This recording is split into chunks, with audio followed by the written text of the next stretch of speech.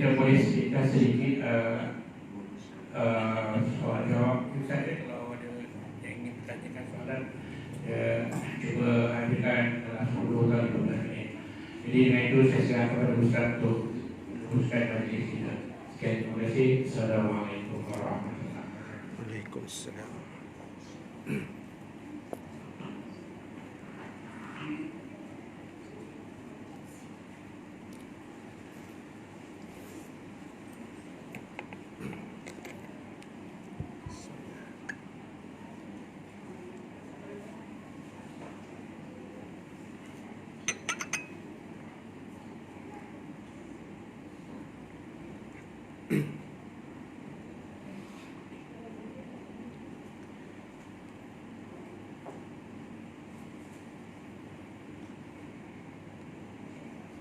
Bismillahirrahmanirrahim.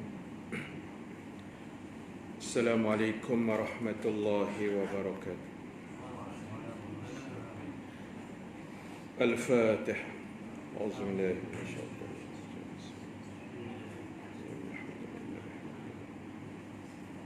Bismillahirrahmanirrahim.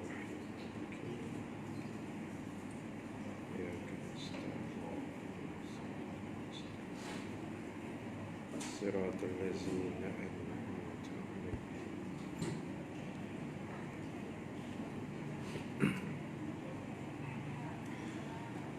الحمد لله رب العالمين الذي أرسل رسوله بالهدى ودين الحق ليظهره على الدين كله ولو كره الكافرون. أشهد أن لا إله إلا الله وحده لا شريك له وأشهد أن محمدا عبده ورسوله. اللهم صل وسلم وبارك على سيدنا محمد صلى الله عليه وسلم وعلى آله وأصحابه أجمعين. ربنا افتح بيننا وبين قومنا بالحق وأنت خير الفاتحين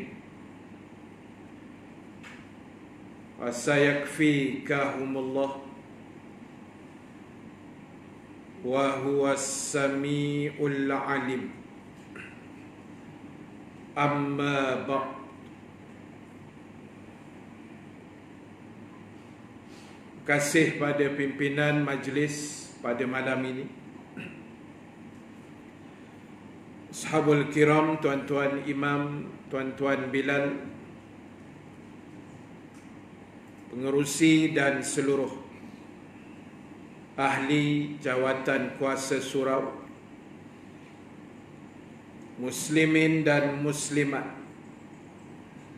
hadirin hadirat yang dirahmati Allah Subhanahu wa ta'ala sekalian. Alhamdulillah ta'ala, kita memanjatkan kesyukuran kehadrat Allah Subhanahu wa ta'ala. Dengan keizinannya kita dapat sama-sama bertemu dan berhimpun buat pertama kalinya pada malam ini, pada malam Jumaat yang diberkati Allah Subhanahu wa ta'ala. Mudah-mudahan dapat kita jadikan sandaran dan juga perkongsian pada malam ini. Mudah-mudahan ada manfaat untuk kita semua, insya-Allah. Muslimin dan muslimat sekalian, Sebelum saya meneruskan perkongsian kuliah kita pada malam ini, sukalah saya terlebih dahulu untuk memperkenalkan sedikit latar belakang diri, memandangkan ini kali yang pertama saya hadir ke surau ini. Nama saya Abdul Rahim bin Muhammad Nasir, ataupun biasa orang panggil Ustaz Rahim Nasir. Saya lahir berasal daripada Gombak, Selangor. Sekolah rendah kebangsaan Gombak Utara, sekolah menengah agama Rawang sehingga tingkatan 5, dan kemudian pada tingkatan 6 saya menyambung di Sekolah Agama Menengah Tinggi Kuala Kubu Baru, dan tamat di situ saya menyambung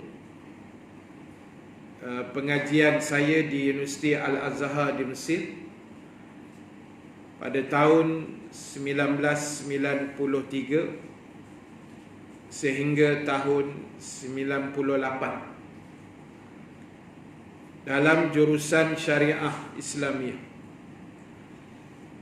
dan tamat pengajian tahun 98 saya balik ke Malaysia ini, dan saya bertugas sebagai penceramah bebas ataupun bebas berceramah daripada 98 sampai ke malam ini. Kurang lebih sekitar 22 tahun dalam. Dan saya juga terlibat, adalah sedikit pengalaman belasan tahun sebagai mutawif haji dan juga umrah. Dan sejak sekitar 3-4 tahun lepas lah. Sebelum ni saya memang duduk di area Gombak. Cuma sekitar 3-4 tahun lepas saya pindah ke sarjana utama di Sungai Buloh, dekat dengan penjara tu, tapi di luar lah. Bukan dalam penjara tu, di luar. Jadi tuan-tuan, ibu-ibu sekalian, itu sedikit latar belakang. Mudah-mudahan dapat mengeratkan lagi tali silaturahim yang ada di kalangan kita pada malam ini, insya-Allah. Tuan-tuan, ibu-ibu sekalian, malam ni saya akan kuliah seperti mana juga pada malam-malam yang lain. Dan kuliah saya di mana-mana pun sebenarnya yang biasa dan pernah ikut kuliah-kuliah saya, kuliah saya ni santai-santai saja. Jadi tuan-tuan ibu-ibu tak perlu nak rasa stres ke, tak rasa penat ke. Kita relax-relax je malam. Kalau nak menyandar pun boleh, nak lunjuk kaki pun tak apa, baring-baring pun boleh, tidur pun tak apa, jangan mengigau. Kita relax-relax je, santai-santai saja. Jangan kita stres sangat, tension sangat, kita relax saja. Baik tuan-tuan ibu-ibu sekalian, malam ni tajuk yang diberikan tadi, saya memilih tajuk akhirat tidak ada U-turn. U-turn ni maknanya berpatah balik, kona balik ke belakang, patah balik lah, buat pusingan balik. Maknanya apa pun sebenarnya dalam hidup kita hari ini, dunia inilah segala-galanya tempat yang boleh kita persiapkan diri dengan bekalan-bekalan yang paling terbaik. Sebab itu dalam sepotong hadis Rasulullah sallallahu alaihi wasallam pernah bersabda, Al-kayyisu man dana nafsahu wa amila lima ba'dal maut. Nabi kata orang yang cerdik, orang yang bijak pada pandangan agama. Ini agama yang memandang orang bijak dan cerdik itu macam mana. Kalau kita yang memandang orang bijak ni mesti ada kepandaian, dah ada sijil, dapat 10A ke apa, itu orang bijak. Tapi Islam memandang orang bijak ni dengan dua sifat. Yang pertama, Nabi kata orang yang bijak itu mandana nafsahu, orang yang sentiasa menghitung diri, orang yang sentiasa bermuhasabah diri, orang yang sentiasa tengok diri dia balik. Dia sesekali itu dia renung balik diri dia. Aku ni umur dah bagian-bagian, amalan aku macam mana, anak-anak macam mana, dia tengok balik, hitung diri, dia panggil muhasabah diri. Umur aku ni dah sekian-sekian, bacaan Quran aku macam mana, sedekah jariah aku macam mana dah, puasa sunat ke puasa wajib, tengok balik, dia panggil muhasabah. Tujuan muhasabah ni nak baiki diri lah, itu aja. Kan, kita nak semak balik diri kita, apa bekalan-bekalannya tu yang kita nak perlu tengok dan nak persiapkan balik. Itu nombor satu. Orang cerdik yang sentiasa muhasabah diri dia. Dan yang kedua Nabi sebut dalam hadis itu, wa amila lima ba'dal maut. Orang yang cerdik, Nabi kata dia akan siapkan dirinya dengan bekalan sebelum dia mati. Dia akan siapkan dirinya dengan bekalan yang terbaik sebelum dia mati. Dan saya sangat percaya, tuan-tuan, ibu ayah sekalian, dunia inilah tempat yang paling terbaik dan tempat yang kita kata paling wajar untuk siapkan bekalan. Dan ingat, bekalan yang kita nak buat ini mesti dibuat sebelum kita mati. Maksudnya, masa hidup ni lah peluang-peluang terbaik yang Allah bagi ruang untuk kita persiapkan sebelum mati itu datang. Sebab bila dah mati atau disebut meninggal dunia, tak ada dah lagi peluang, ruang kita nak beramal, sudah tidak ada. Ibu-ibu nak semayang masih hidup je. Tuan-tuan nak pergi haji pun masih hidup, nak baca Quran pun masih hidup, nak mari dengar kuliah ni pun masih hidup.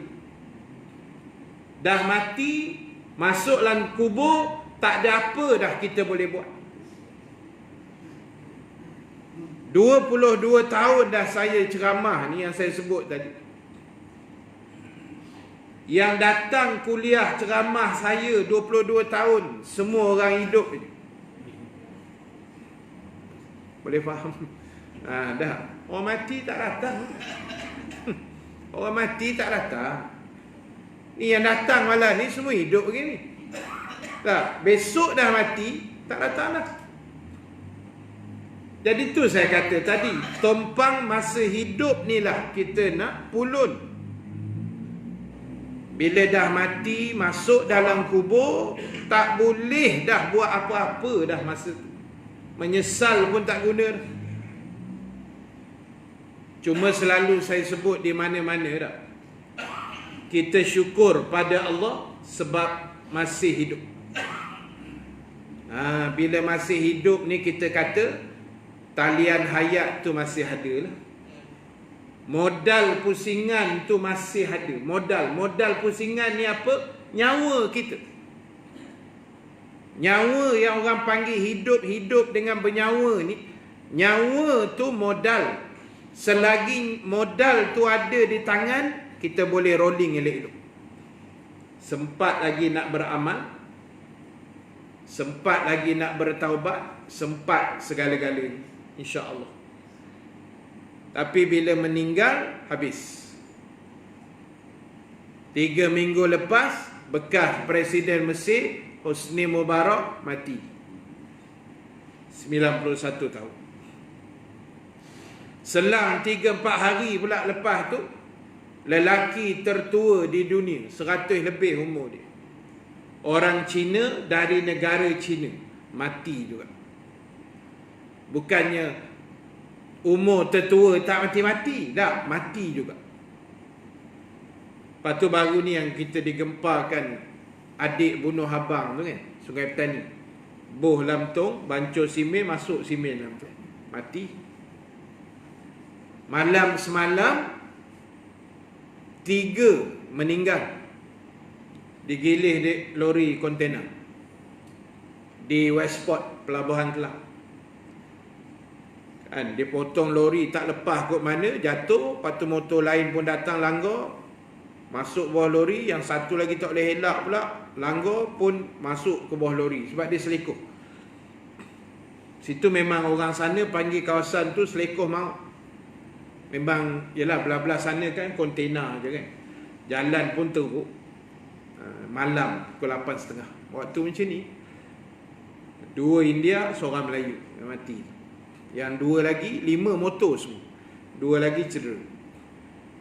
Jadi mati ni habis. Ujung Februari baru ni, 27 Februari, malam ni genap 2 minggu.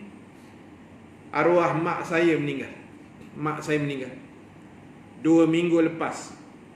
Waktu macam ni, Khamis malam Jumaat, ibu saya meninggal 2 minggu lepas. Habis dah lah, tak boleh buat apa dah. Arwah ayah saya meninggal lama dah. Saya tingkatan 5 masa tu, 1991. Jadi tuan-tuan, kita ni ibu-ibu masih hidup, so ambillah peluang. Jangan nantilah ustaz, nanti ni bahaya kan, sebab nanti ni tak ada yang menjamin nak boleh selamat kita kan. Bila nanti ni tak ada benda yang boleh nak menjamin kita sempat ke tak sempat nak buat. Sebab itu ingat, sementara ada nyawa, ada tenaga, orang kata masih sihat walafiat, pada saya tuan-tuan ibu-ibu yang boleh mari malam ni, saya rasa sihat lah. Pada saya sihat lah. Walaupun mungkin ada yang duduk atas kursi lah, sakit lutut. Ni sekejap lagi melunjur ni. Dah tahu dah, kaki dah kebas kan. Tu kira sihat, boleh naik tangga surau ni, kira okey lah. Dah, kira okey eh? Orang lain badan 4 segi, surau tak sampai. Badan tegak tu, pusing tasik titi wangsa 10 kali boleh, tangga surau tak naik. Dah. Jadi sebab tu kita ni, bila Allah bagi nikmat, syukur, siapkan bekalan. Kita tak nak akhirat baru nak menyesal di sana, tak ada apa yang kita boleh buat. Sayyidina Ali bin Abi Talib, sahabat Nabi kan, nama dia Sayyidina Ali, merangkap menantu Nabi. Sebab dia kahwin dengan Fatimah, anak perempuan Nabi. Sayyidina Ali, saya sebut dah banyak kali cerita. Satu hari dia pergi kubur, tanah perkuburan. Dan Sayyidina Ali bila dia pergi kubur satu hari ni, dan dia bercakap di kubur tu, dia bercakap dengan batu nisan di kubur tu. Di kubur tu lah dia bercakap. Dia kata apa? Sayyidina Ali kata, wahai ahli kubur, boleh tak cerita dekat aku apa yang jadi pada kamu lepas kamu mati, masuk dalam kubur, apa yang jadi dalam kubur? Tolong cerita. Boleh cerita? Tak boleh lah, dah mati kan? Tak boleh cerita. Tanyalah kubur mana pun, takkan menjawab punya. Kalau menjawab, memang kita lari dulu. Tak tunggu dah. Tapi nak sebut, Sayyidina Ali kata, kalaulah ahli kubur, kalau kita tanya soalan itu, ahli kubur boleh jawab, Sayyidina Ali kata, pasti mereka akan jawab, kami menyesal bila mati. Tu ayat dia. Kami menyesal mati ni, dan kalau boleh nak hidup balik semula ke dunia, kami nak beramal soleh. Menyesal masa bila dah masuk kubur. Ada faedah tak? Tak ada faedah. Tak boleh buat apa. Lepas tu saya kata tadi, menyesallah sekarang, bukan nak mati besok. Tak ada guna dah. Balik sekarang dah. Tidur malam ni, baring-baring, cuba renung balik. Aku ni nak menyesal ke, nak menangis ke, nak merintih ke, nak berdoa, nak meratap. Sekaranglah masanya, ketika masih ada nyawa.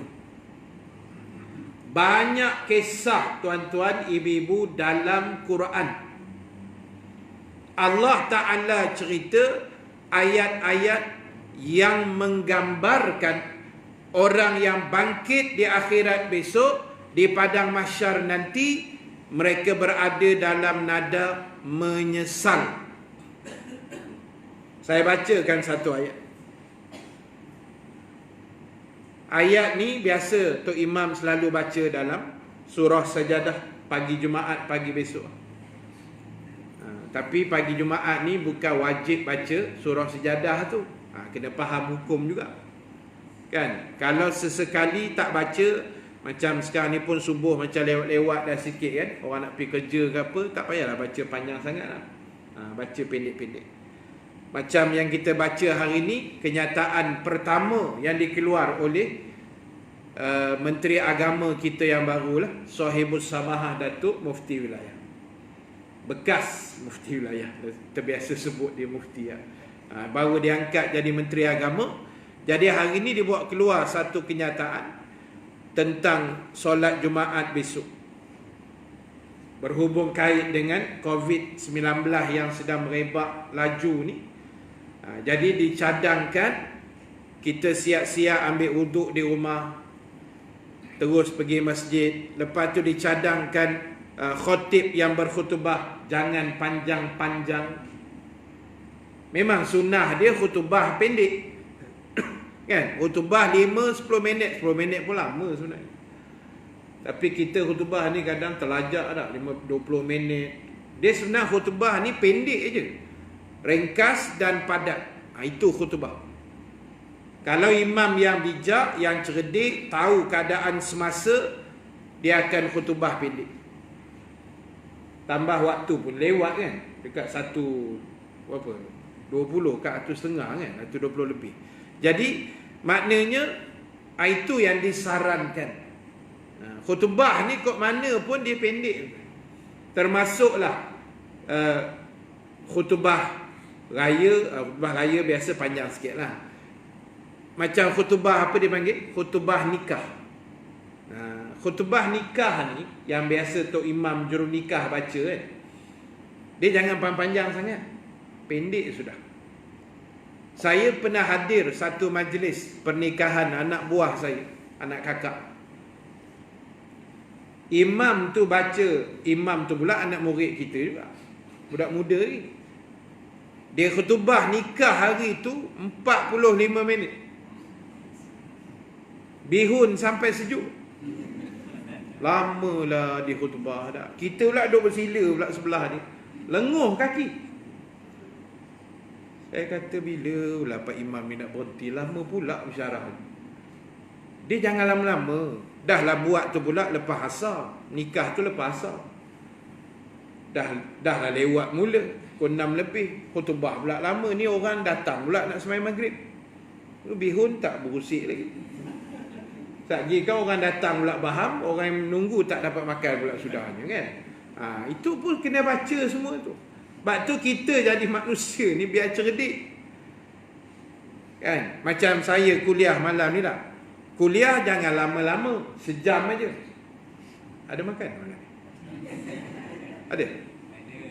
Tak tanya betul-betul ni? Ada? Ada. Kalau ada lagi pendek kuliah. Dah, kita ni kuliah mana boleh lama tuan. Kuliah paling lama sejam. Dah. Kena cerdik lah. Tak boleh lama orang yang dengar ni. Kan? Saya tengok semua dah maghrib aja empat raya. Zon maghrib. Senja dah semua ni kan. Jadi kita pula nak bersyarah lama-lama ni larat orang nak dengar tuan. Tak larat. Saya kalau duduk bawah pun dengar kuliah, sejam pun bergoyang kat kita kan. Jadi tak boleh lama. Dan saya sebenarnya, tapi dah tuan pengurusi minta tadi, saya anggukkan je lah. Kuliah saya sebenarnya jarang saya buka soalan. Tapi dah pengurusi tanya tadi nak buka ruang, bolehlah kita buka 1-2 soalan kalau ada. Saya pasal tak buka tu buka apa? Dulu-dulu saya pernah buka soalan. Tapi dah orang tanya pelik-pelik, malah dah saya buka. Dia tanya, ustaz, siapa nama bini setan? Mana aku nak tahu? Itu yang malas buka soalan. Kan? Tapi dah harap-harap tak adalah soalan pelik begitu kan. Jadi nak sebutnya apa? Kita ni Allah sebut dalam ayat tadi dah. Tengok ayat yang cerita menyesal tadi. Surah As-Sajdah. Surah nombor 32. Susunan dia nombor 32 ayat 12. Kita tengok ayat 12. A'udzubillahi minasyaitonirrajim. Walau tara izil mujrimuna nakisu ru'usihim inda rabbihim. Alangkah ngerinya, kata Allah. Wahai Muhammad, alangkah ngerinya. Ngeri ni tak tahulah, ngeri lah. Menakutkan. Alangkah mengerikan, kata Allah. Besok pada hari mahsyar, di padang mahsyar, kamu akan tengok, wahai Muhammad, al-mujrimun, orang yang pernah berdosa di dunia dulu. Dia hidup buat dosa, mati tak sempat taubat. Itu namanya orang yang berdosa. Orang yang berdosa di dunia dulu, besok di padang mahsyar, bila dia berhimpun di padang mahsyar, dia akan menundukkan kepalanya di hadapan Tuhan mereka. Orang berdosa besok berdiri di padang mahsyar, tunduk kepala begitu. Tunduk kepala ni simbol apa? 2 simbol. Satu, simbol malu. Bila malu kan tunduk. Cuba tengok orang keluar masuk mahkamah, ada tunjuk muka gitu, jalan dada, dah tunduk, serkup dengan plastik sampah kan. Malu, buat salah.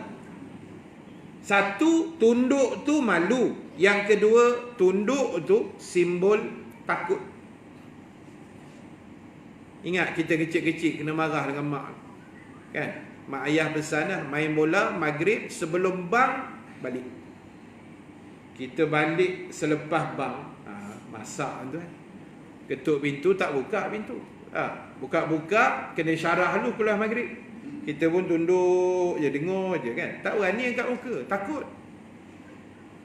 Besok orang berdosa ni depan Allah, padang mahsyar, tunduk kepala. Malu campur takut. Dalam tunduk tu pasal apa takut? Pasal dah berdosa kan. Dulu kami melawan lagi. Dah bangkit padang mahsyar, baru tahu langit tinggi rendah, tahu takut. Sambil tunduk tu, Rabbana, bercakap pula. Ingatkan kok diam aja, bercakap lagi. Rabbana, wahai Tuhan kami, absarna, pada hari ini ya Allah, hari mahsyar. Hari ni bukan hari ni. Hari ni dalam ayat ni, di sana besok. Absarna, kami dah nampak dah kebenaran Islam. Dulu kami tak nampak sangat. Dulu kami kelabu asap. Dulu kami tak mau dengar, tak mau ikut ajaran agama, kami lawan.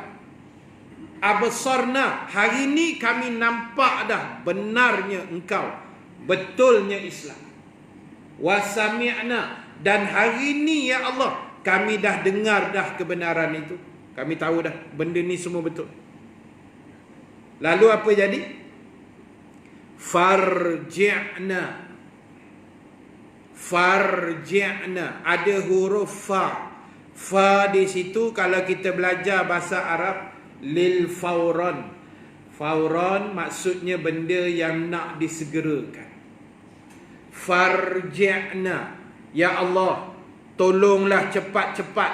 Nak segera lah. Cepat-cepat pulangkan semula kami, balikkan kami ke dunia ya Allah.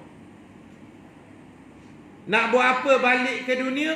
Nak buat apa minta balik nak balik semula ke dunia? Na'mal solihan. Kami berjanji kami nak beramal soleh. Inna muqinun, hari ni baru kami yakin ya Allah.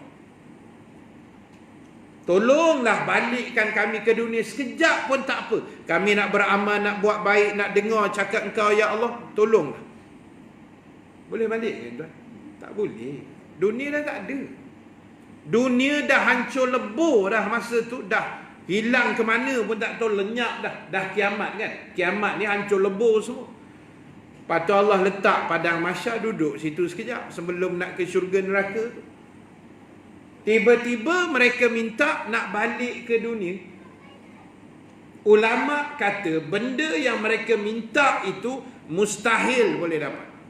Takkan dapat punya. Sebab dunia dah tak ada. Lepas tu berjanji pula, kalau kau balikkan kami ya Allah, kami nak jadi orang baik. Dengar cakap kau. Janji manis lah. Atas dunia buat apa dulu? Dah. Allah bagi umur 4, 5, 6, 7, 80 tahun, apa yang kau buat? Dah sampai sana baru nak patah balik, apa cerita? Memang tak dapat lah. Lalu Nabi pula cerita dalam satu hadis yang lain. Nabi kata apa? Bila puak-puak berdosa ni minta nak balik ke dunia, apa jadi tuan-tuan? Tiba-tiba dengar satu suara. Suara itu menyeru, Al-an udkhulun nar. Habis tuan-tuan. Tengah merayu-rayu tadi kan, tengah bincang-bincang, ya Allah tolonglah patah balik kami nak buat baik, gedebak-gedebuk semua. Tiba-tiba dengar satu suara, kalau bahasa mudah dia saya terjemah lah nak bagi senang faham lah. Allah kata jangan cakap banyak, jangan banyak songeh sangat. Sekarang juga terjun masuk neraka. Sekarang, al-an, sekarang juga terjun masuk neraka. Ini Nabi sebut dalam hadis ni. Bila Nabi hurai ayat tu. Lalu bila mereka dengar arahan Allah untuk terjun dalam neraka, Nabi kata fa'abau. Fa'abau maknanya mereka enggan. Tak mau dengar cakap Allah. Tadi baru janji kan? Tadi baru janji manis mulut. Ya Allah, balik kami ke dunia. Kami nak dengar cakap engkau ya Allah. Tiba-tiba Allah suruh terjun, mereka tetap melawan dekat situ juga. Fa'abau, mereka enggan terjun, kata Nabi. Lalu Nabi sambung hujung hadis itu. Nabi kata, seandainya mereka dengar cakap Allah pada masa itu, bila Allah kata terjun, mereka pun kata, okeylah, jomlah kita terjun lah kan, jangan lawan lah. Contohlah, kalau mereka terjun pada saat Allah arahkan mereka terjun dalam neraka itu, Nabi kata nescaya Allah akan sejukkan api neraka itu. Untung kalau diterjun masa tu. Tapi degil, engkau masuk neraka berapi itu besok. Betul tuan-tuan. Benda ni ayat Quran. Kita jangan buat main-main. Syurga neraka ni benda bukan boleh buat main-main. Saya ingat masa sekolah kan, kita nakal-nakal masa sekolah tu kan. Ada seorang kawan saya ni, dia cakap apa tau? Dia kata, Rahim, kita ni atas dunia degil-degil sikit, nakal-nakal melawan pun okey, dia kata. Besok mati, masuk neraka sekejap, lepas tu masuk syurga. Masa masuk neraka tu tahanlah sikit. Oh, ayat dia memang power tu. Kau nak tahan pakai apa? Nak tahan pakai apa? Itu soalan dia. Api dunia kalau kena boleh sapu minyak gamat Langkawi. Boleh. Bini saya orang Langkawi. Abang ipar saya Tokek Gamat. Saya tahu. Bini saya keturunan Masuri Kelapan. Itu jangan percaya aku tipu itu. Semua nak ditulis kan? Bini ustaz keturunan Masuri. Dah, saya melawak dia tu. Tapi memang betul orang Langkawi lah. Kan? Masuk neraka, api neraka, jangan kata sapu minyak gamat. Silat hari bulan dengan Tokek Gamat pun rentung sekali lah. Yang jahat lah kan, yang degil lah, bukan yang baik tak ada lah. Mana boleh tahan tuan-tuan. Ni, kita duduk bulan Rejab ni, orang sibuk Isra' Mi'raj ni kan. Malam Isra' Mi'raj tu, Nabi sampai depan pintu neraka. Ni riwayat ni memang masyhur lah, kuat lah cerita. Nabi sampai depan pintu neraka, lalu Nabi tanya Jibril, sebab Jibril yang guide dia malam tu kan. Jibril yang bawa Nabi malam tu. Nabi tanya Jibril, "Mahaza ya Jibril?" Wahai Jibril, ini apa benda ni? Nabi tanya. Lalu Jibril jawab, "Haza naru jahannam." Ini nama dia neraka Jahannam. Allahu Akbar. Neraka Jahannam ni, tu nantilah saya cerita lain lah yang tu. Banyak cerita neraka ni. Lalu Nabi bila Jibril kata ini neraka Jahannam, lalu Nabi tanya Jibril, "Wahai Jibril, kalau aku nak masuk boleh? Aku nak intai-intai tengok sikit macam mana dalam dia, boleh tak?" Jibril kata, "Tanya Malaikat Malik, ketua penjaga neraka. Kunci neraka semua dia pegang." Malaikat Malik ni kata ulama, sejak hari Allah buat dia sampai hari ni, sampailah bila-bila pun besok, sampailah dah kiamat dijaga neraka, sekali pun tak pernah Malaikat Malik senyum. Tak pernah. Muka sentiasa bengis. Muka sentiasa mencuka. Muka sentiasa 13 Mei muka. Tak ada muka nak senyum. Tuan-tuan dah jumpa tak orang dalam dunia tak pernah senyum? Itu pun kita dah seram dah tu. Saya ada pergi satu surau tu, kuliah bulanan saya. Saya biasa dah, saya pergi surau tu, ada seorang pakcik ni, kuliah saya dia tak pernah senyum. Saya buat melawak sedikit bergurau pun dia buat dia tak mau senyum. Habis kuliah bersalam pun kita senyum, dia tak senyum. Saya kata, kenapa pakcik ni? Saya pun seram juga. Tapi kita sangka baik lah. Mungkin orang senyum dia dah putus barangkali. Dah payah betul dia nak senyum. Tak boleh senyum. Itu pun kita dah seram dah. Ni Malaikat Malik tak pernah senyum. Jangan buat main, ditempik sekali mampus orang neraka besok. Jangan main-main tuan-tuan. Lalu Nabi tanya Malaikat Malik, "Wahai Malik, boleh tak aku nak masuk sekejap? Aku nak intai-intai, nak tengok aja dalam ni macam mana." Malaikat kata, "Masuk." Dia buka pintu neraka tu, Nabi masuk. Berapa dalam Nabi masuk, berapa langkah Nabi masuk daripada pintu, ulama kata sekitar 4-5 langkah saja. Nabi step in masuk 4-5 langkah lah, lebih kurang 3-4 soh macam tu. Tak jauh pun, di sini ke depan tu je. Nabi berhenti situ 3-4 langkah, Nabi tengok lebih-lebih kurang, Nabi keluar. Lalu Jibril tanya, "Wahai Muhammad, tadi macam ya benar nak masuk, laju lah keluar. Tadi macam ya sangat, ni dah keluar awal pasal apa?" Oh, kata Nabi, "Wahai Jibril, aku tak boleh tahan, api dia panas. Sangat panas." Lalu Jibril bocor rahsia pada Nabi. Jibril kata, wahai Rasulullah, kalau kamu nak tahu daripada tempat yang kamu berdiri kat dalam tu tadi, 4 langkah tadi tu, daripada situ nak turun ke bawah, ke dasar tempat sebenar ahli neraka nak kena rebuh, kena bakar besok, lagi 70 tahun baru sampai ke bawah.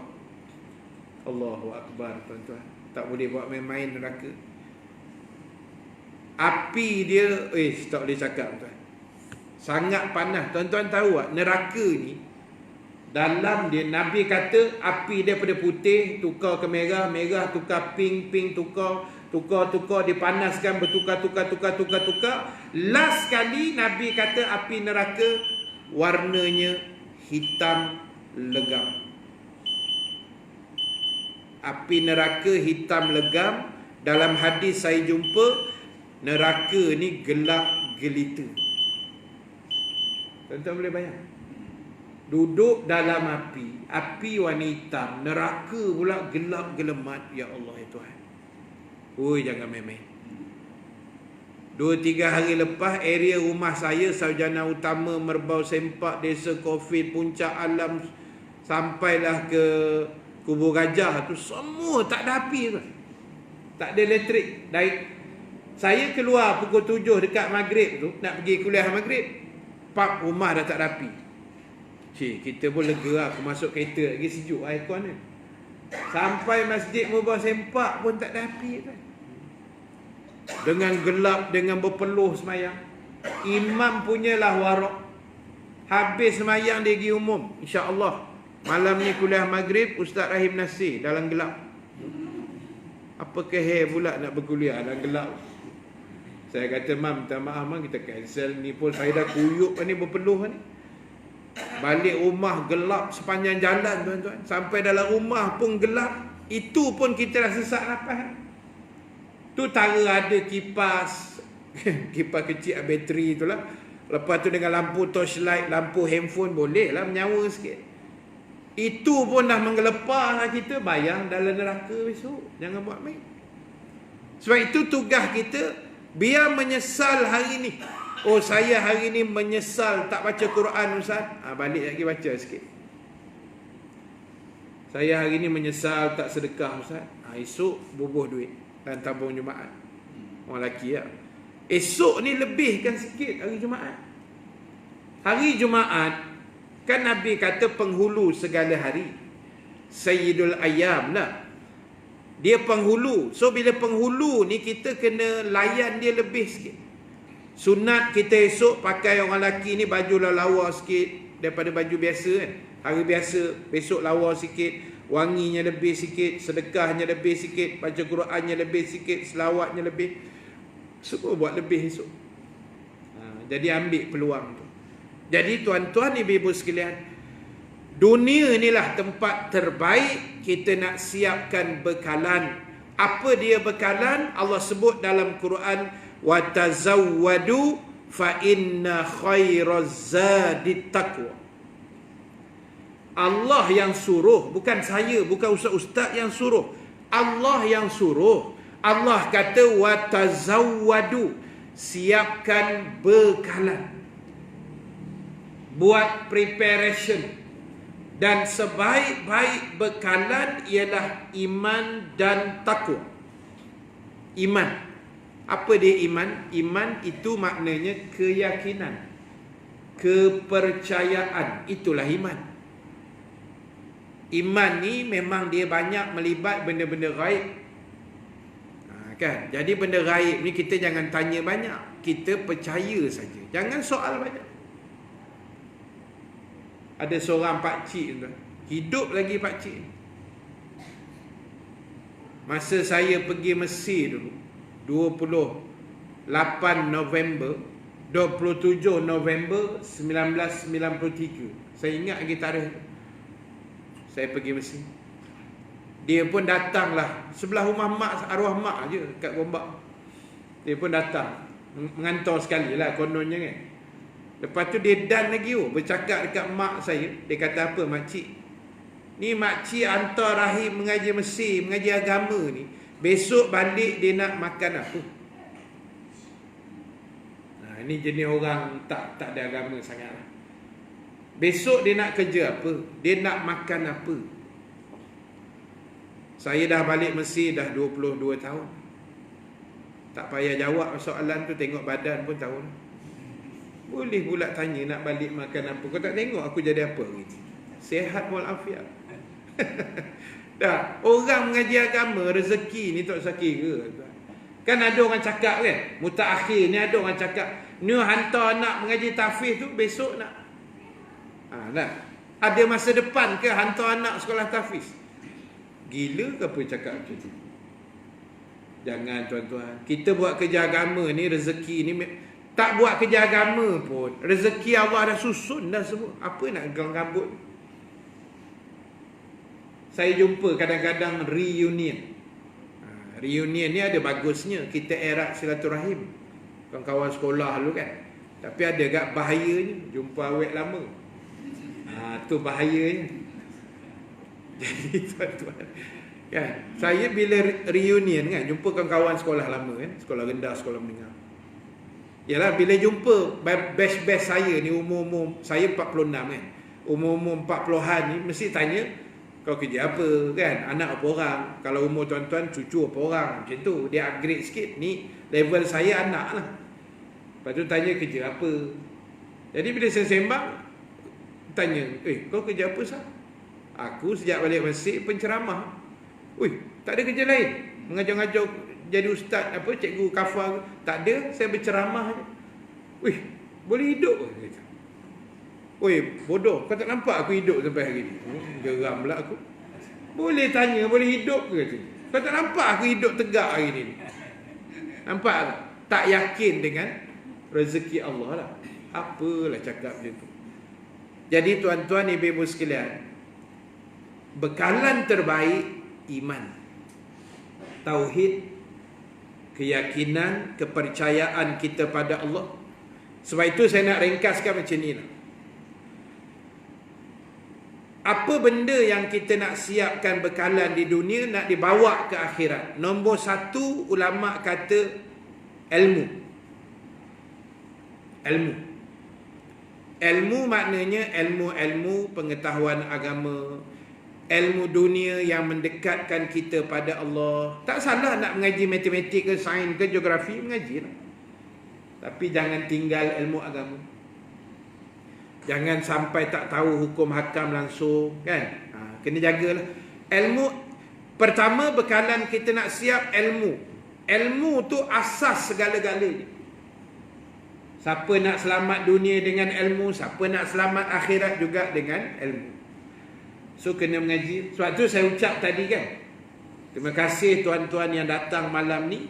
Tahniah tuan-tuan yang dah mengaji di surau ni, mungkin sejak lama dah dulu.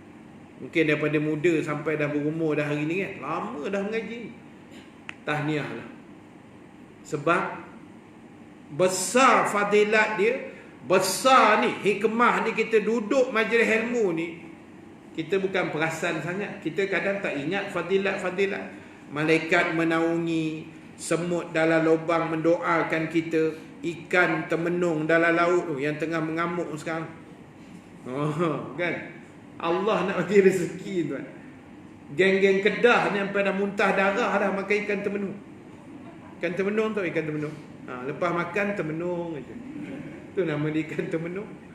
Ikan kembung orang panggil ikan kembung lebih kurang lah. Sekilo 50 sen. Ya Allah ya Tuhan. Sampai geng nelayan ni, bila dia pergi pukat ikan kat laut belah Kuala Kedah tu, Yan Kuala Kedah belah-belah situ tu, sampai dia terpaksa tuang balik separuh ikan dalam laut sebab bot dah tak larat dah bawa. Sungguh ni penuh dalam bot, sampai bot dah nak sengit, nak tenggelam. Buang ikan separuh. Punya banyak lah. Sampai kat jeti, merayu orang suruh beli. Tolonglah beli. Tolong beli 50 sen sekilo. Ada video saya tengok tadi. Nelayan tu dia punggah dalam tong, besar juga tong tu. Dia boh dalam tong tu, dia humban dalam plastik, ambil RM10. Allah, kita tengok geram tu. Jauh sangat nak pergi cari ikan termenung. Kan? Itu kalau Allah nak bagi rezeki lah. Dia boleh bagi. Sampai tak larat nak makan. Ada geng sana bawa turun kat KL tu, pinggiran Batu Kif. Hari Sabtu Ahad dia jual, tak kat belah mana saya tak tahu. Ada kakak ipar saya hantar gambar. Beratur orang nak beli. Murah kan? Itu rezeki Allah nak bagi lah. Rezeki ni tak usah risau. So nombor satu, ilmu. Kena belajar tu. Dan hari ni kita ada teknologi. Ada Facebook, ada YouTube, ada Google. Lepas tu saya mana-mana pun buat Facebook live. Yang live saya buat malam ni nama dia audio kuliah. Kalau tuan-tuan ada Facebook, cari channel nama dia audio kuliah. Dalam audio kuliah ni semua kuliah saja. Tak ada benda lain. Kuliah maghrib, kuliah subuh, kuliah isyak, kuliah duha, kuliah muslimat, tubah Jumaat, besok pun ada live. Selagi kuliah, kursus haji, kursus mayat, kursus kahwin, selagi apa je ilmu, jalan. Kita ada 40 orang kru yang tak ada gaji seluruh Malaysia. Tak ada gaji. Semua buat kerja fisabilillah aja. Kita bagi RM50 je sebulan. Itu pun duit top up nak beli data internet. Itu je kami mampu bagi. Saya konon-kononnya macam penasihat lah kan, penasihat. Pada audio kuliah ni ada tim dia lah.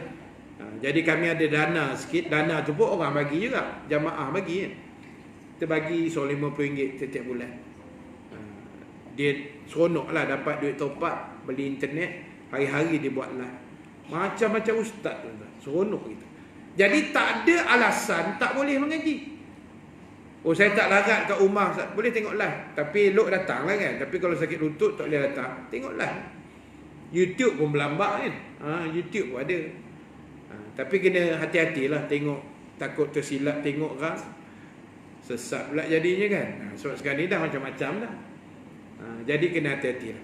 So nombor satu saya ringkaskan. Saya akan berhenti pukul 9. Boleh? Sejuk kat bawah tu nanti. Nyala lama kan. Kambing apa pula kita? Apa yang ada je lah ya. Yang ada telan je lah. Jangan tanya banyak. Syukurlah itu rezeki malam ni. Baik. Yang pertama, ringkasnya bekalan kita ilmu. Nombor 2, iman. Iman. Keyakinan, tauhid, akidah, ini semua kena prepare elok. Jangan syirikkan Allah, jangan buat benda yang Allah tak bagi. Ini semua melibatkan iman. Bekalan nombor 3 ialah amal. Amal ibadah, amal yang soleh kena buat. Ya. Walaupun kita dengar hadis Nabi, Nabi kata kamu akan masuk syurga kerana rahmat Allah, bukan kerana hebatnya amalan kamu. Jangan salah faham. Kalau macam tu tak payah semayang, Ustaz. Tunggu rahmat Allah ajalah. Tak, kena semayang. Sebab benda wajib kena buat. Bila kita dengar cakap Allah, baru datang rahmat dia. Dia macam tu. Jangan salah faham hadis tu. Tapi bukan bermakna ibadah tu yang menjadi penentu ke syurga. Tak. Ibadah kita apa yang hebat tu? Saya minta maaf sebut tak. Ibadah saya tak hebat. Ibadah tuan-tuan ibu-ibu pun sama-sama kita mengakulah malam ni. Tak ada hebat mana pun. Tuan-tuan tengok saya bagi contoh sikit. Semayang fardu. Apa yang hebat? Asalnya malam Mi'raj tu 50 waktu tau. 50 waktu. Nabi ambil 50, Nabi turun. Sampai tangga langit ke-6, Nabi Musa duduk situ kan. Menyambut dia. Jadi penyambut tamu di situ. Syukur pada Allah, Nabi Musa pula gatal mulut ni. Tanya, buat-buat tanya pula kan. Wahai Muhammad, berapa semayang kamu dapat ni untuk umat kamu? Nabi jawab 50.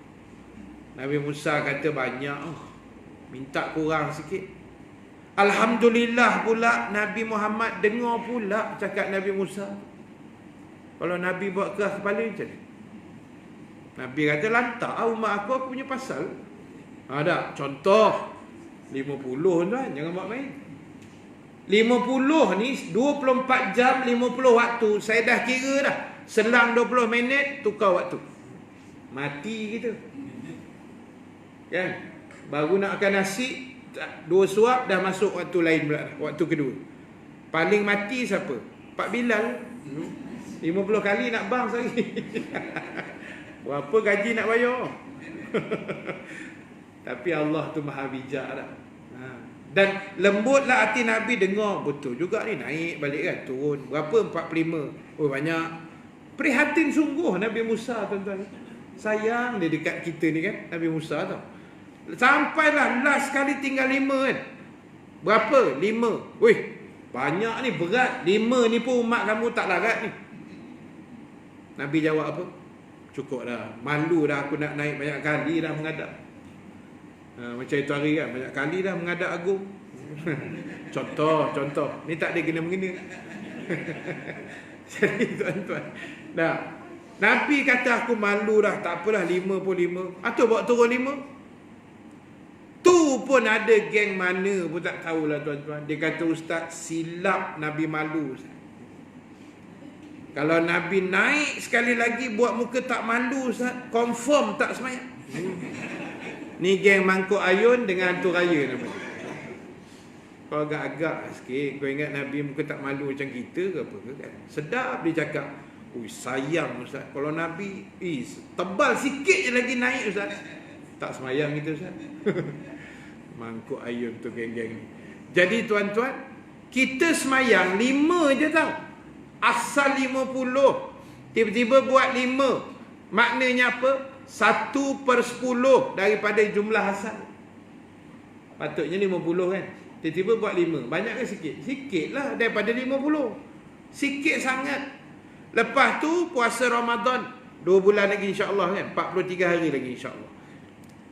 Puasa sebulan, tak puasa 11 bulan. Banyak ke sikit puasa? Sikit. Lainlah puasa 6 bulan, menteri darah 6 bulan. Okey lah.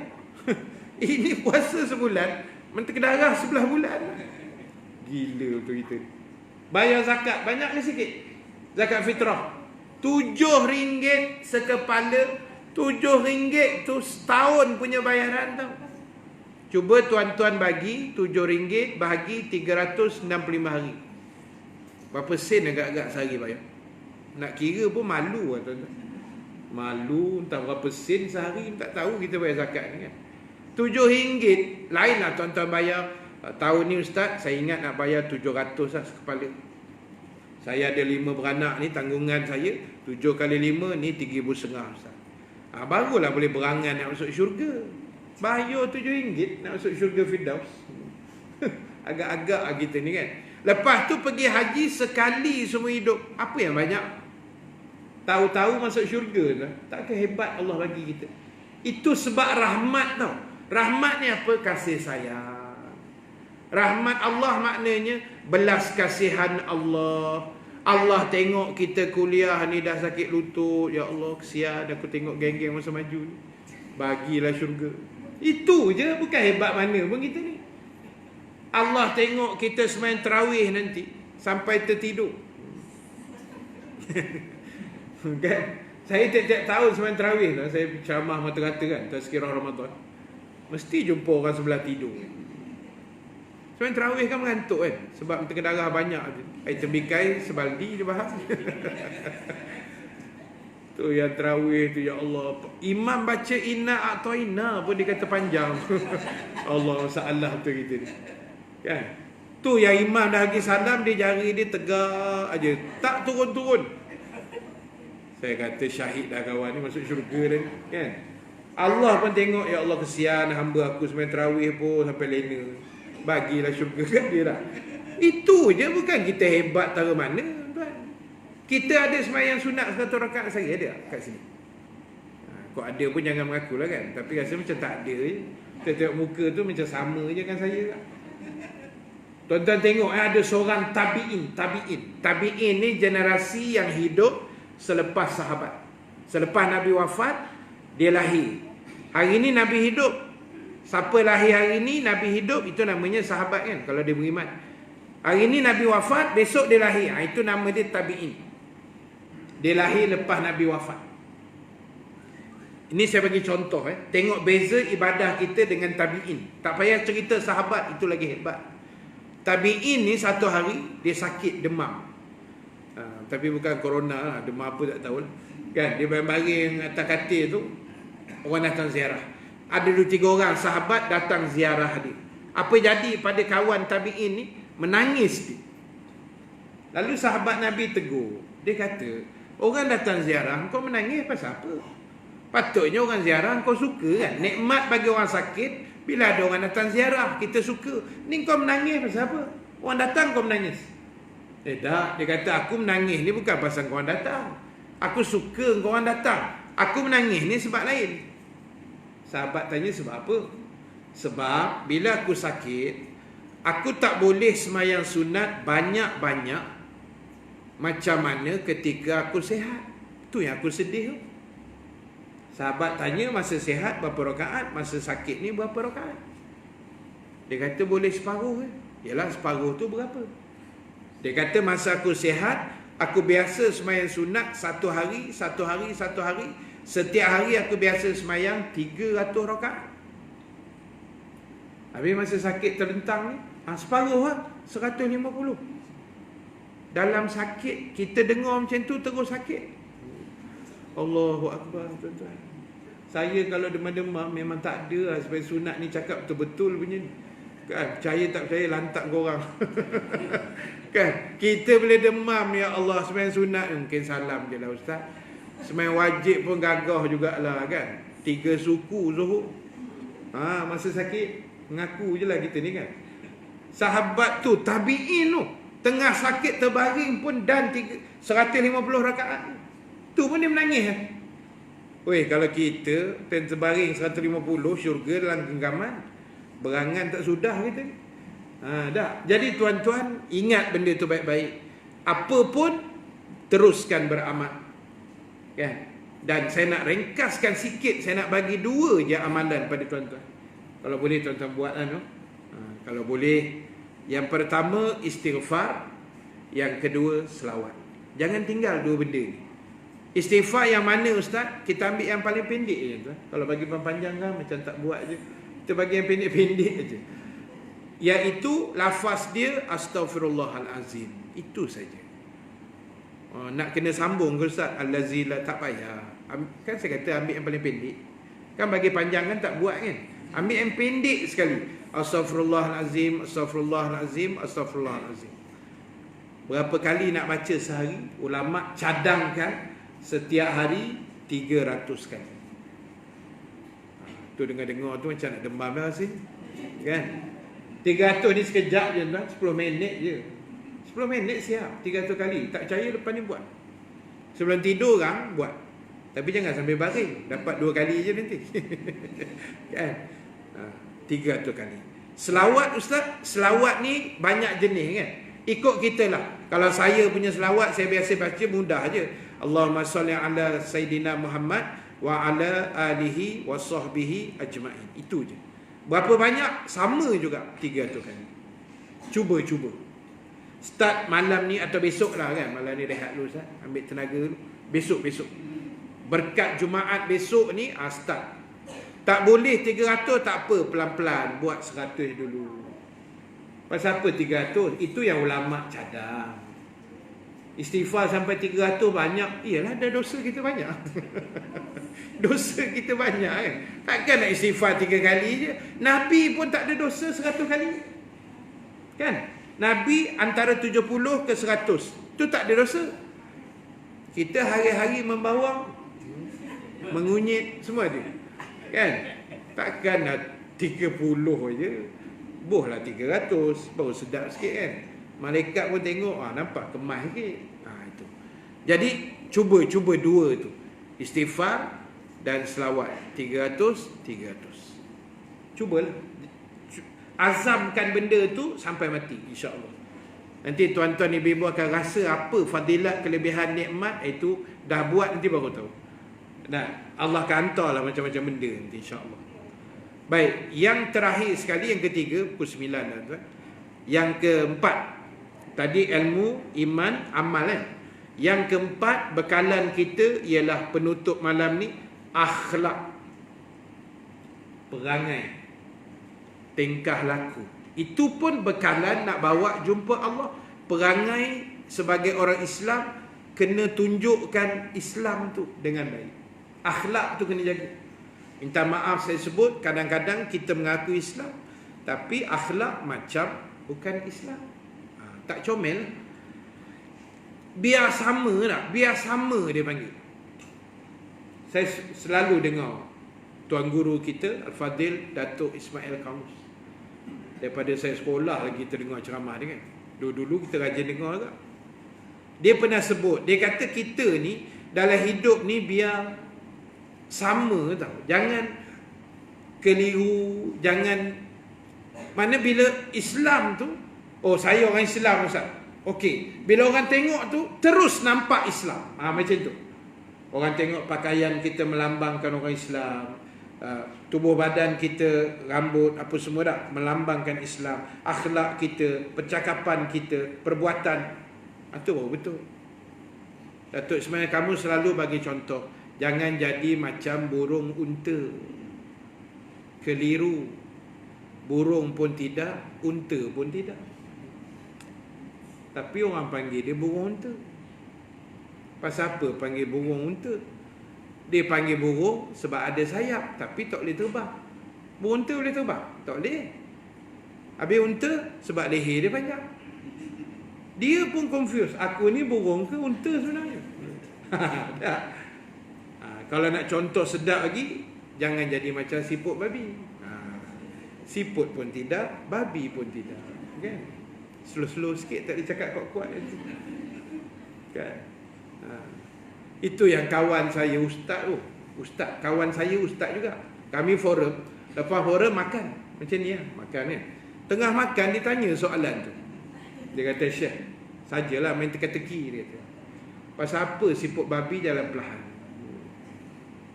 Saya kata, kau tak ada soalan lain. Ni tengah makan nasi ni. Siput babi dia tanya. Saya pun malas mikir kan. Entah, tak tahu lah. Entah dia lah, dia nak jalan perlahan ke laju suka hati dia. Tahu tak sebab apa dia jalan perlahan? Mana aku tahu. Sebab dia confused. Dia tengah mikir, aku ni siput ke babi? Sebenarnya itu yang slow. Ini hadis dhaif tuan-tuan. Jangan pegang sangat. Ni cerita je. Dia pun pening mikir itu yang slow berjalan. Kok dia panggil siput tu adalah logiknya. Ada cengkerang tu kan. Hai menatang seekor lagi tu mana pula datang? Naya ke siput tu. Kesian ke siput tak? Jadi tuan-tuan ibu-ibu sekalian, itu ringkasan lah saya sebut dah. 4 benda yang kita kena prepare: ilmu, iman, amal, akhlak. Tolong jaga 4-4 ni. Supaya apa yang kita buat di dunia ni, bolehlah kita jadikan itu sebagai bekalan. Takut nanti kita menyesal kat sana. Ya, kita tak nak benda tu berlaku. Jadi mudah-mudahan apa yang saya kongsi sedikit pada malam ini dapat kita ambil pengajaran bersama. Dan sebelum saya nak tangguh, seperti mana yang diwawarkan tadi, kod-kod ada soalan. Kalau ada. Kalau saya boleh jawab, saya akan jawab. Kalau tak boleh, saya jawab tak boleh. Itu je. Tapi menjawab jugalah. Jawab tak boleh. Ada soalan?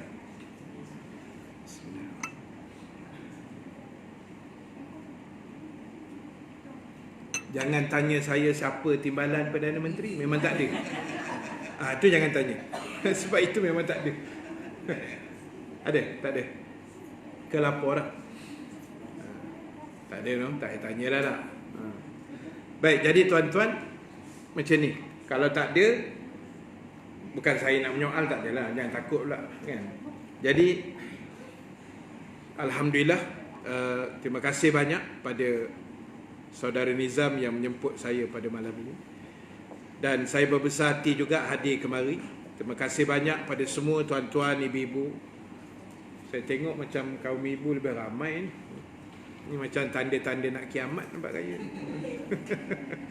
Tapi di mana pun memang macam tu tuan. Pengalaman saya 20, ni macam nak sambung kuliah balik ni. Pengalaman saya 22 tahun kuliah. Kalau bab mengaji muslimat memang tak siapa boleh challenge kan. Muslimat kalau dia mengaji mesti catat nota. Orang lelaki tak. So orang lelaki ni dia lebih pada Imam Syafi'i. Hafazan dia tu kuat. Kan dia ingat ustaz cakap semua masuk dalam kepala dia. Mana ada mencatat ni orang lelaki nampak? Tak ada, pen kertas semua tak ada. Muslimat ada saya tengok mencatat. Dia rajin mencatat sebab dia muslimat ni dia cepat lupa. Tu dia rajin mencatat. Kan semua dia tulis. Ustaz batuk pun dia tulis. Ustaz batuk katanya tulis ustaz batuk. Jadi tak apalah kan. Terima kasih banyaklah. Sudi hadir malam ni. Saya minta maaf banyak-banyak kalau apa yang saya sampaikan malam ni ada yang tak puas hati kan. Macam tak best je ustaz, tak apa-apa ceramah entah kan. Saya minta maaf. Sebab daripada dulu sampai malam ni 22 tahun inilah ceramah saya, tak ada berubah. Haji selalu kan. Dengar kuliah saya di Kausar, di merata-rata lah area-area dekat-dekat sini. Masjid apa nama tu? Mustaqim. Jadi banyaklah. Jadi saya minta maaf, itu yang boleh saya sampaikan malam ni. Mudah-mudahan sedikit sebanyak adalah bekalan yang kita bawa balik. Dan jangan lupa dua tadi, istighfar dan selawat. Benda ni sangat penting tuan-tuan ibu-ibu sekalian. Kena amalkan insya-Allah. Allah bagi mudah-mudahan dengan mengamalkan selawat tadi kita lebih dekat dengan baginda Rasul sallallahu alaihi wasallam. Baik, sebelum saya tangguhkan majlis untuk kita terus solat Isyak berjemaah, saya ada dua perkongsian ringkas. Sekejap je, seminit dua je. Yang pertama, insya-Allah malam ni saya ada bawa jualan dipanggil wakaf kitab. Wakaf kitab ni harga dia RM55. Kalau tuan-tuan ibu-ibu beli dua, kita kira 100 je lah senang. Atau share-share ke dua orang kan. Jadi dia buku kitab. Jadi siapa yang nak wakaf, nanti di belakang kitab tu nanti dia ada ruang tau, 10 nama boleh tulis. Jadi kita cadang tulis nama mak ayah kita dulu.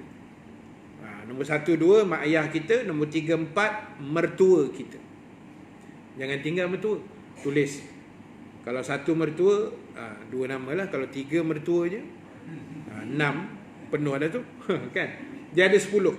Yang balance lagi itu, lagi 6 tu contoh dia ada 6 lagi nama kosong.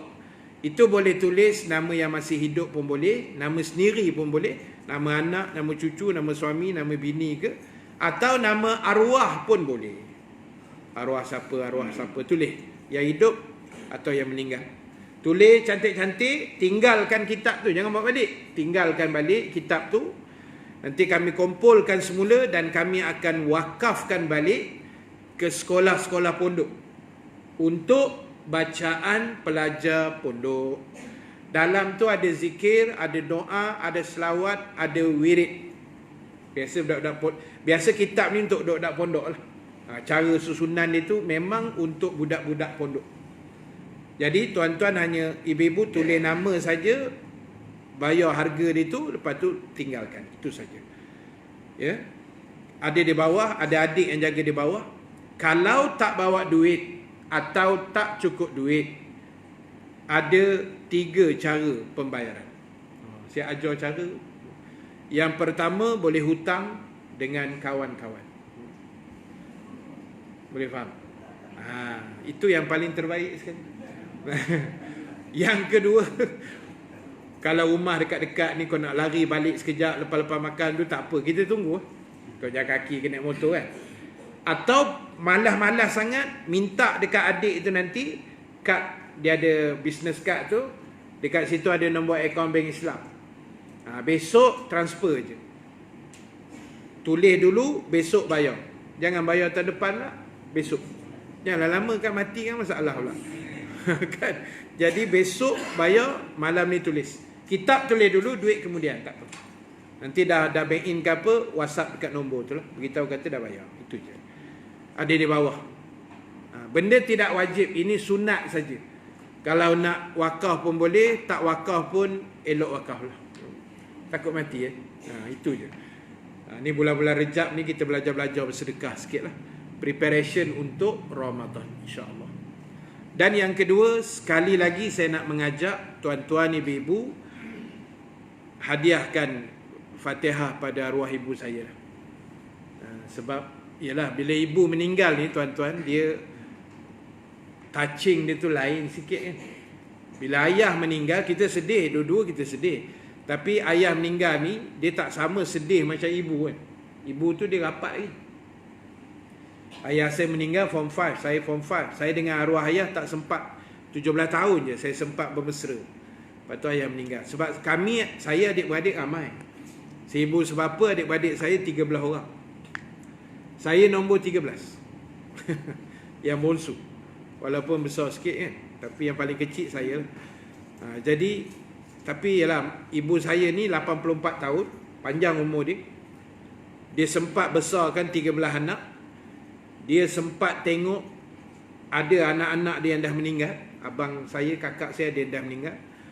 Dan dia sempat tengok cucu dia seramai 60 orang. Ramai 60 orang. Anak saya yang lelaki ada kat rumah 5 tahun tu, itu cucu nombor 60. Dan 61 mungkin on the way lah. Sebab sekarang ni yang tinggal saya je, yang lain semua dah tutup kilang.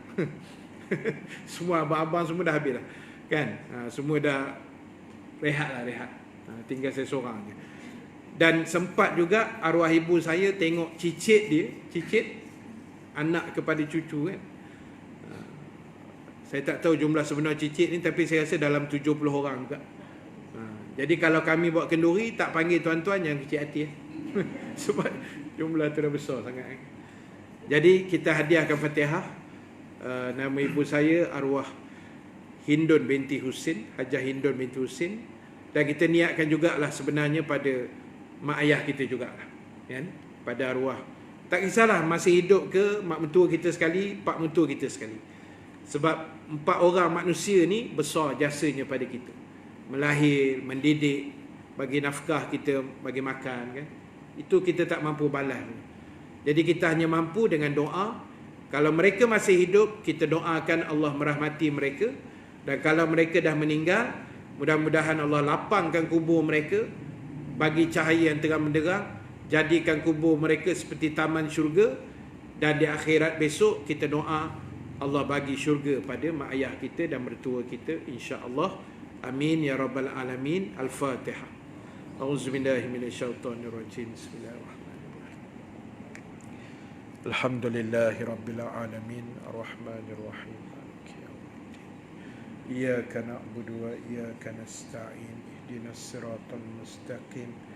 Siratal ladzina an'amta 'alaihim ghairil maghdubi 'alaihim waladdallin.